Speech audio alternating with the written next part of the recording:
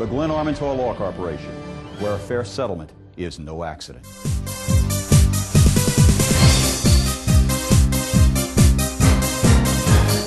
Tonight on Blue Mondays,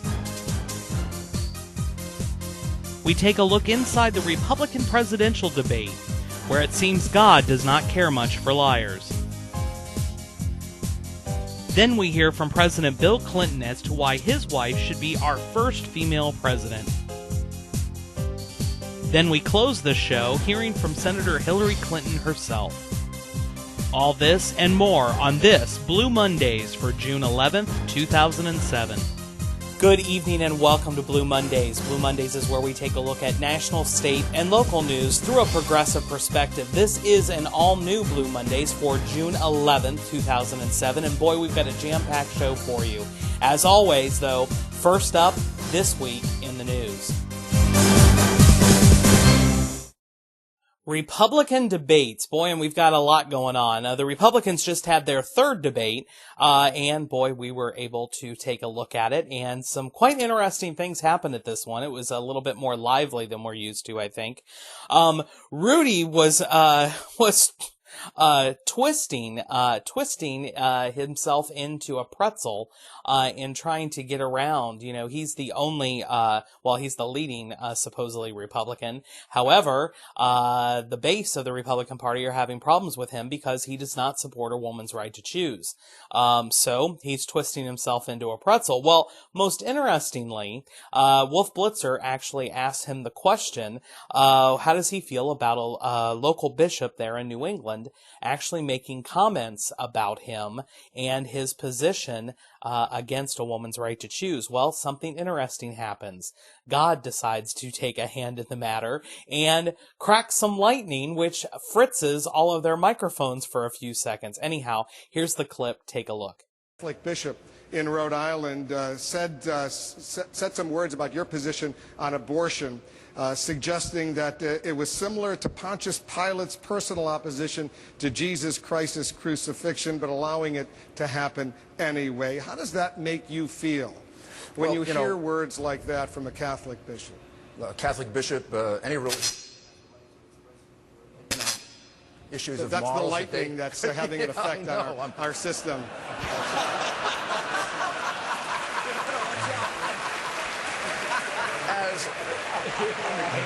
They're going to leave me alone, John.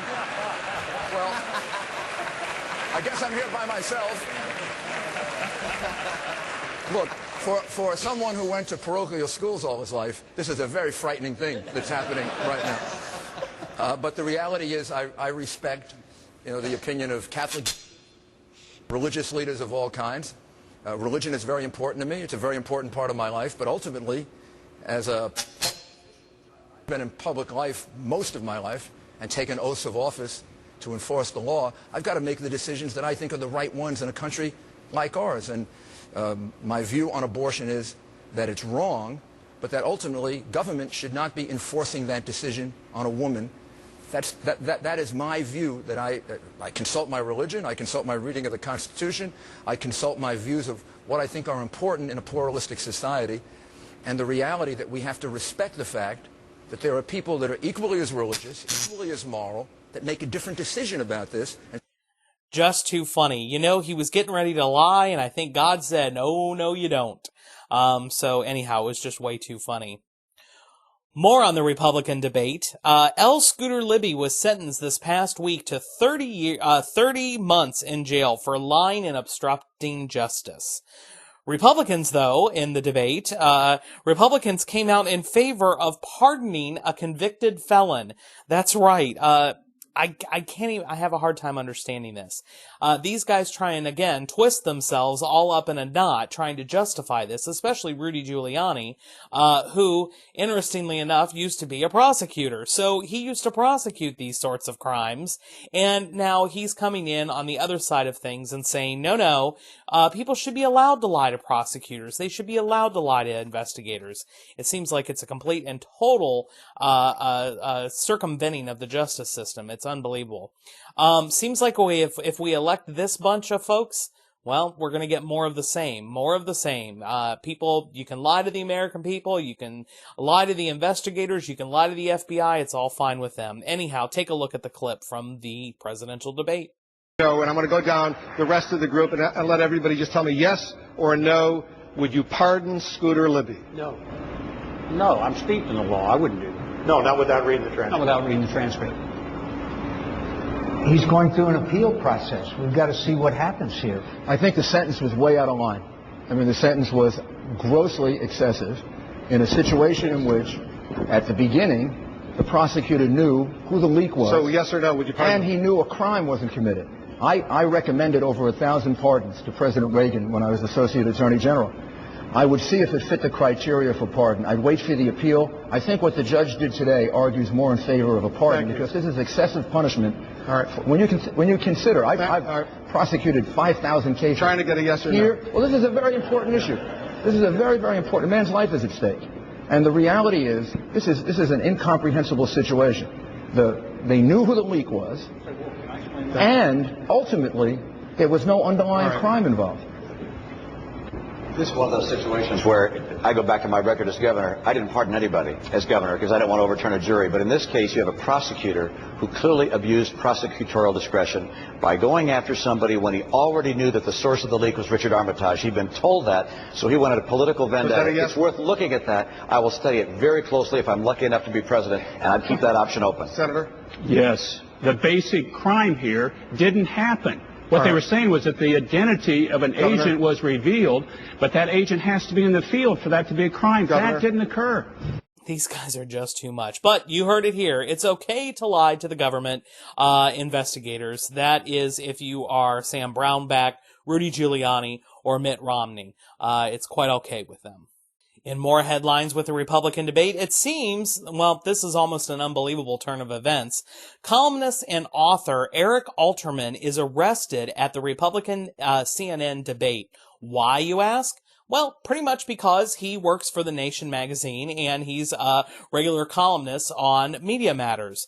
These two publications have not taken kindly to the Republicans and their corruption, and he's been calling them on it. Well, he was there invited as one of the local bloggers and columnists to write about what was going on at the debate, but Republicans didn't like him there, so they kicked him out. Here's the clip of him being arrested. But this is not going to reflect well on your police department. This is going to become something of an issue. Yeah, I understand that, and sorry that it has to go to that, sure, but no cameras. Really, this is almost just completely unbelievable. Congressman William Jefferson was indicted this past week, and in an investigation that lasted well over 2 years, Congressman Jefferson has been indicted on federal charges of racketeering, soliciting bribes, and money laundering. Does not look good. In August of 2005, you'll likely remember that investigators raided Jefferson's home in New Orleans and found $90,000 in his freezer, thus garnering him the title of Frozen Dollar Bill Jefferson. The FBI also raided, though, his congressional office at the Capitol, which raises some serious constitutional questions. It is possible that this entire case is going to end up being thrown out of court because of the investigation and because they went in and searched his congressional office, which brings up some serious questions of powers. What if the Congress went in and decided to raid the White House?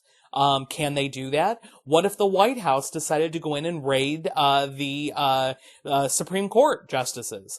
I don't think they can do that. There's a separation of powers, and there's a reason for that. If there was an investigation, then the FBI should have turned it over to the congressional authorities that investigate that branch. That's what pretty much everyone there has said, and a lot of people have been up in arms. Because this could actually be thrown out, it's really doing us a disservice because we deserve to know. You know what? If Congressman Jefferson was doing the wrong thing and he was screwing around with taxpayer dollars on the government dime, and then he was bilking people for that access and then possibly returning favors, well, we deserve to know about that. The American people deserve to know, but we won't if they conducted this wrong. It just doesn't jive to me. While, everyone deserves the presumption of innocence, and I truly hope that Congressman Jefferson is innocent of these charges. It just doesn't look good right now.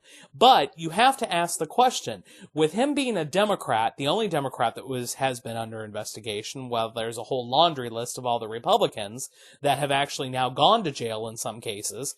But you have to ask the question, they were so zealous in their searching and in going to his congressional office and doing these searches, you have to ask the question, okay, why did they pursue him so hard, but yet these Republicans, they basically just glazed over the surface? I don't know. It raises some serious questions if we can even trust this judicial department, that's for sure. Fox News, however, didn't miss a beat on this.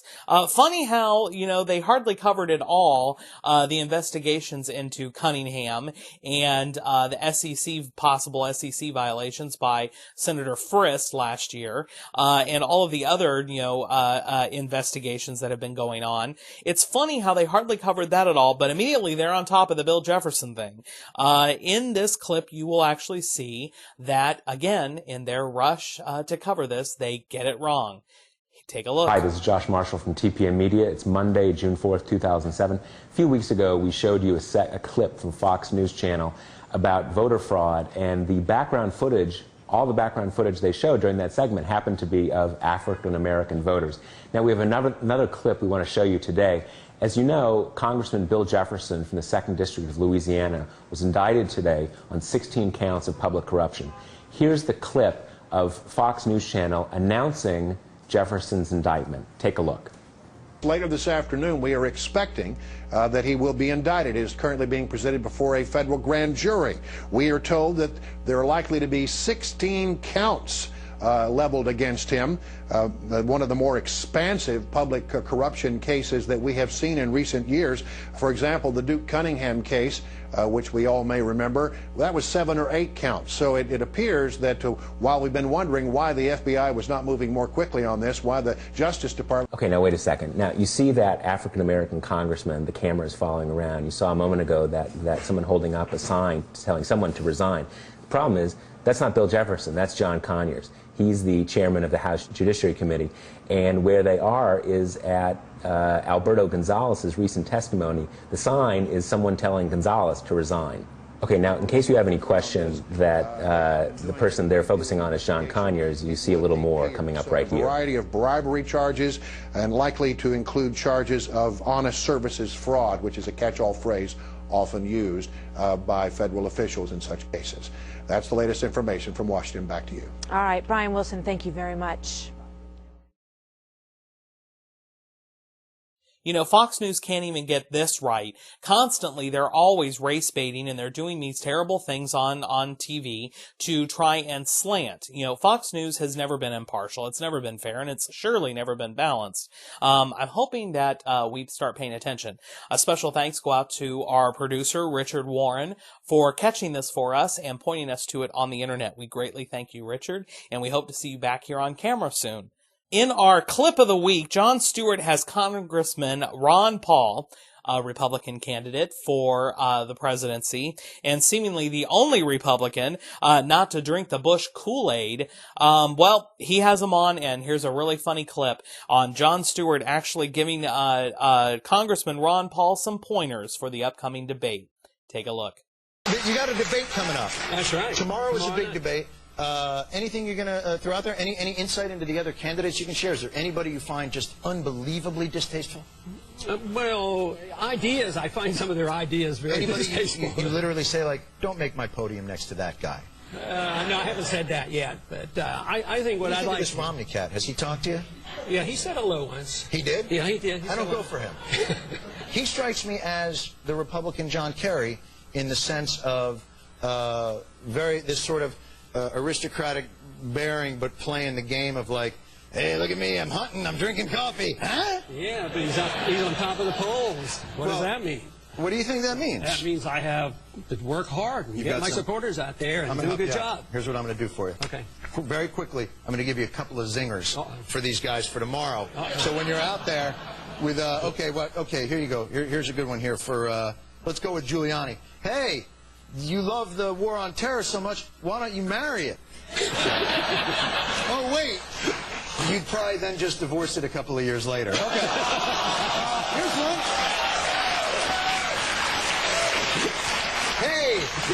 Hey, Tommy Thompson, what's your middle name? Tom? I'll have these for you on cards if you want them. Okay, I'm here to help you. Thank you. Me too. I'm here from the government, and I'm here to help you. Thank you. Thank you so much for coming by, and continued success, and continue to bring excitement to the process, because I think that's what's lacking sometimes, and it's nice to see guys just throwing their ideas out there for whatever it is and being principled. Thanks a lot. It's nice to see you. Appreciate it. Thanks, Ron. Stay right there for a second. All right, you gotta go. Ron Paul, Congressman, stay on lead. Outstanding work, John. We're glad to see you back from vacation. We're definitely glad to have you back.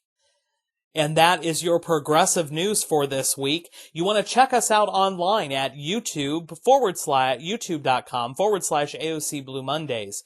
There you'll be able to see all of our shows. We try and do our best to make sure that we get each show up and loaded every Tuesday morning after we appear here on AOC Channel 15 every single Monday night at 9 p.m. I also want to remind you to check me out in the Daily Advertiser every single week in the Left blog. They've got us kind of buried on there, so you'll have to do some searching. The best way to find us is to actually click on blogs in their navigation and then scroll down to my name and click on me. There you'll be able to read my weekly column each and every week that appears on Tuesday mornings. Also, I'd like to invite you to tune in and listen to me on Thursday mornings. Thursday mornings, I am joining Portia Evans on the Left on KVOL, where we have a spirited debate about local issues every Thursday morning from 7 a.m. until hopefully 9 a.m. I think they're extending us. That's on KVOL AM 1330 each and every Thursday morning. And last but most certainly not least, we'd like to remind you to check out our friends at Democracy Now! Democracy Now! Airs on AOC Channel 16 each and every weekday at 11 a.m. and 11 p.m. We hope you'll check us out. And with that, we'll be right back. This week in history. In 1776, the Continental Congress appoints Thomas Jefferson, John Adams, Benjamin Franklin, Roger Sherman, Robert R. Livingston to a committee to draft the Declaration of Independence. In 1884, the first roller coaster in the United States begins operation at Coney Island, New York. In 1924, Native Americans are proclaimed U.S. citizens. In 1942, future essayist Anne Frank receives a diary for her 13th birthday. In 1954, U.S. President Dwight D. Eisenhower signs a bill into law that places the word "under God" into the United States Pledge of Allegiance. In 1963, American Civil Rights Movement. Alabama Governor George Wallace stands at the front door of Foster Auditorium at the University of Alabama in an attempt to block 2 black students from attending that school. In 1963, civil rights leader Medgar Evers is shot dead in front of his home in Jackson, Mississippi by Ku Klux Klan member Byron De La Beckwith. In 1966, the United States Supreme Court rules in Miranda v. Arizona that the police must inform suspects of their rights before questioning them. In 1970, The Long and Winding Road becomes the Beatles' last #1 song. In 1972, Watergate scandal. 5 White House operatives are arrested for burglarizing the offices of the Democratic National Committee, an attempt by some members of the Republican Party to illegally wiretap the opposition. In 1983, Pioneer 10 becomes the first man-made object to leave the solar system. In 1994, Nicole Brown Simpson and Ronald Goldman are murdered outside her home in Los Angeles, California. O.J. Simpson is later acquitted of the killings, but is held liable in a civil suit. In 2000, Israel complies with UN Security Council Resolution 425 after 22 years of its issuance, which calls for Israel to completely withdraw from Lebanon. In 2001, Timothy McVeigh is executed for his role in the Oklahoma City bombing.